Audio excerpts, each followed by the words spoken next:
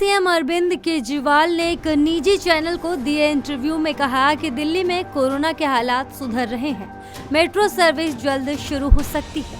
इसके साथ ही सीएम केजरीवाल ने यह भी कहा कि उनका अनुमान है कि दिल्ली अब हर्ड इम्यूनिटी की ओर बढ़ रही है। हर्ड इम्यूनिटी कोरोना संक्रमण की वो स्थिति है जिसमें अधिकतर आबादी कम से कम 60 से 70% आबादी संक्रमण के चपेट में आ जाती है और उसके शरीर में बीमारी से लड़ने के लिए एंटीबॉडीज तैयार हो जाती है। भारत में तैयार कोरोना वायरस की दवा लॉन्च के लिए तैयार है। इस भारतीय दवा की खास बात यह है कि ये बेहद सस्ती है और साथ ही कोरोना महामारी से लड़ने में काफी प्रभावी भी है। वैज्ञानिक तथा औद्योगिक अनुसंधान परिषद द्वारा कोविड-19 के इलाज के लिए विकसित दवा फेविपिरावीर को लॉन्च करने के लिए दवा कंपनी सिप्ला पूरी तरह से तैयार है।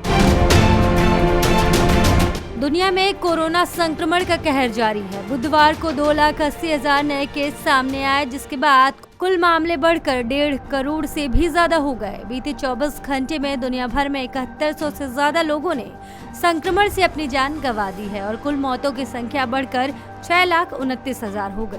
अमेरिका में 71,000, ब्राजील में 65,000 और भारत में 45,000 नए केस सामने आए हैं। इन तीनों देशों में ही बुधवार के दिन 1000 से ज्यादा मौतें दर्ज की गई। भारत में कोरोना वायरस के मामले तेजी से बढ़ रहे हैं। सरकार का जोर टेस्टिंग को बढ़ाने पर है।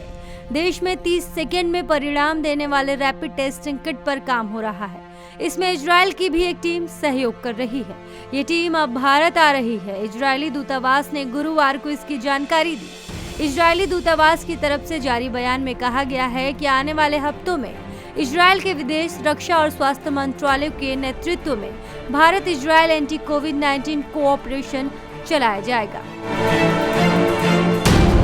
भारत में कोरोना वायरस के केस लगातार बढ़ते जा रहे हैं। देश में कोरोना संक्रमितों की कुल संख्या 13 लाख के करीब पहुंच गई है। देश में कोरोना के कारण अब तक 30,645 लोग जान गंवा चुके हैं। इसमें 4 राज्यों तो महाराष्ट्र, तमिलनाडु, दिल्ली और कर्नाटक में ही 21,000 से ज्यादा मौतें हुई हैं। इसी बीच इजरायल के विदेश मंत्रालय ने कहा है कि वो भारत के साथ कोरोना वायरस के खिलाफ सहयोग के लिए मदद मुहैया कराएगा।